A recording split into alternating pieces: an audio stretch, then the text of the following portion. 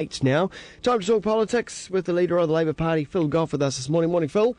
G'day, Wammo. Great weekend for sport in New Zealand, wasn't it? Wasn't it? Did you go to the game on Saturday? Yeah, went to the game on Saturday, and I thought it was a really good game of rugby. You look, I know the French saying they didn't have some of their top players in the side and the rest of it, but I thought it was a very convincing win by the All Blacks. I thought they played really well.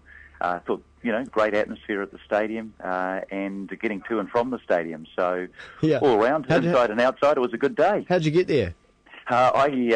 I got a car in, and then I walked up to Valley Road after the match and caught a cab from Countdown up there to get home. So it wasn't too bad. Actually, there's always a lot of traffic around after a game, but you accept that and you just be a bit patient about it. So you left your car there and picked it up in the morning? No. I got a car into the game as well. So that was okay getting in. Oh, right. Okay. And then we're just organised to you walk a few blocks out and you avoid all the traffic snarl immediately around the game. So indeed. People were in a good mood. It was a lovely night. It was warm. It was dry. Just as well it wasn't played on Sunday night. Indeed.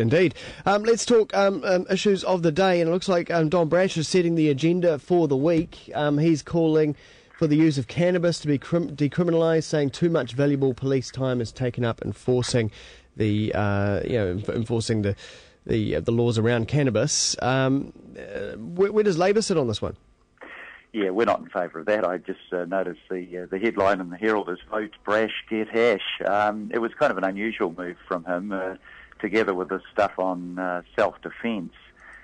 It all looks a bit desperate, and on top of John Biscow, unexpectedly standing down. I've got to say, I actually like John Biscow. I think he's a very decent guy, so I think that's a blow to them. But look, I don't want to see our kids criminalised over marijuana. Hardly anybody goes to prison for using marijuana, but nor do I want to see it legalised. And I don't want to see it legalised for a variety of reasons. There's a difference between decriminalised and legalised. Yeah.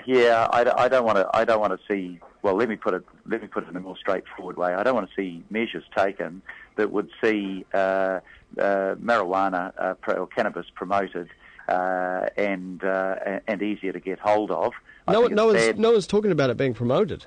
If it's easy to get hold of, it's promoted. No one's talking about it getting easier to get hold of either.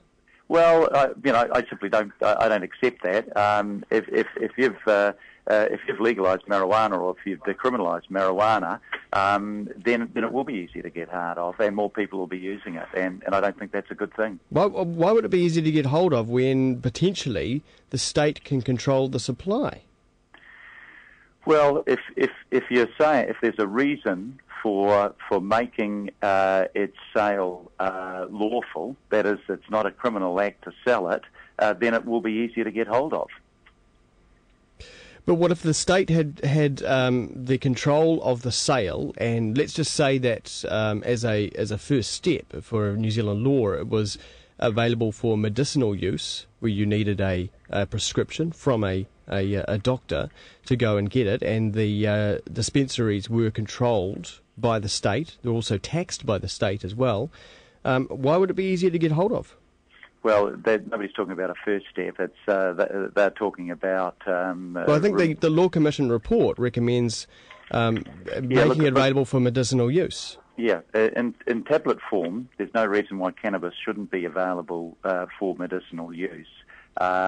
Using medicinal use as a loophole is another question. So that's an issue on one aspect of it. But if you're talking about making it okay. To be able to grow and to supply cannabis, and that's what I presume they're doing. They haven't given any details about how the policy might work.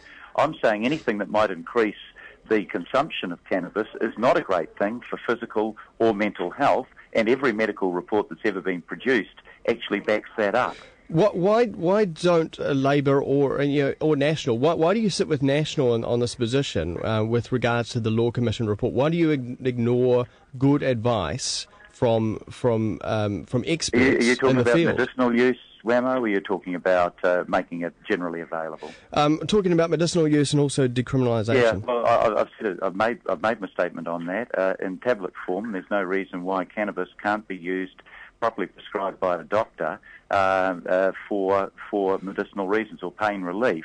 What I'm against doing is saying it can be available for smoking, because you simply create a loophole there. If you want the ingredients of cannabis to be available for pain relief, I don't see a problem if it is in tablet form and it's properly prescribed.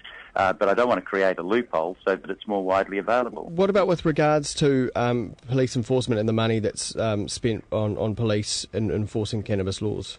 Well, I suppose if something's against the law and you deem it bad to be bad for your health, But then it's a health issue rather than a law issue. And it is a health issue. I think it is predominantly a health issue. But why are the police involved? But if you make it, because if you make it easier to get hold of, police are involved with stopping under 18-year-olds getting access to alcohol as well. And alcohol's a health issue. It's also a law and order issue. Look, I don't see any good ground for legitimising the supply of marijuana in a way that it's more likely to be widely used. I've seen the reports on what it does in terms of the development particularly of teenagers. I've seen the reports on how it impacts on people with mental health issues.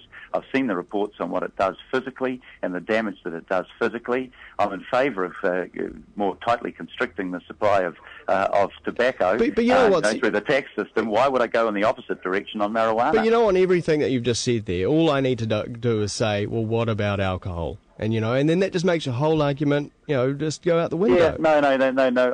See, that's wrong. You see, I think alcohol used in moderation is not a health issue. Well, nor is anything used in moderation. No. You're absolutely wrong on that, Wammo. You use fatty tobacco food or in cannabis in moderation. It's still going to have negative health effects on you, and you know that. I'd personally, I'd say, anything in moderation. Tobacco in moderation, fatty food in moderation. We won't go any further than that, mate. Running in moderation, walking in anyway. Let's just quickly, I do want to touch on something else. The video surveillance law. Yep.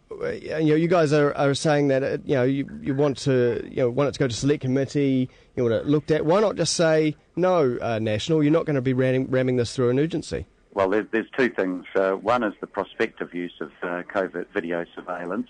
That's been dealt with the search and surveillance bill. Submissions have been heard, and everybody, certainly Labor was in agreement with the provisions in the bill that have been sitting in the House since November last year after it was reported back, and the government failed to act. The government failed to act despite the fact they knew that the law did not provide provision for covert video surveillance. I'm in favour of that part of the Act that has already gone through the Select Committee process and creates the circumstances under which video surveillance can appropriately be used, going through the House because it has followed the proper procedures. If the government wants to rush something through that has retrospective effect, it has to show that there is that real damage would otherwise be caused to the enforcement of law and order in New Zealand. I think they've failed that test because Section 30 of the Evidence Act says that in serious criminal matters, evidence, even if it's illegally obtained, can be taken into account given the seriousness of the offence that has been committed. Okay, so why the need for urgency, do you think? Well, I don't think there is. I think there needs to be a prospective power given, and you've had a bill that's gone through a select committee process, and that part of the bill could be put through the House, and there would be nothing wrong with doing that, and Labor would support it. If you want to make it retrospective, the onus is on the government to show what damage would be created if they weren't to rush this through. The fact that the law wasn't there is due to their own incompetence, and they've got to live with that, the consequences of their incompetence. All right, Phil Goff, leader of the Labour Party, thanks very much for your time. Thanks, mate. Catch you later, mate. Cheers. Bye. It's now 7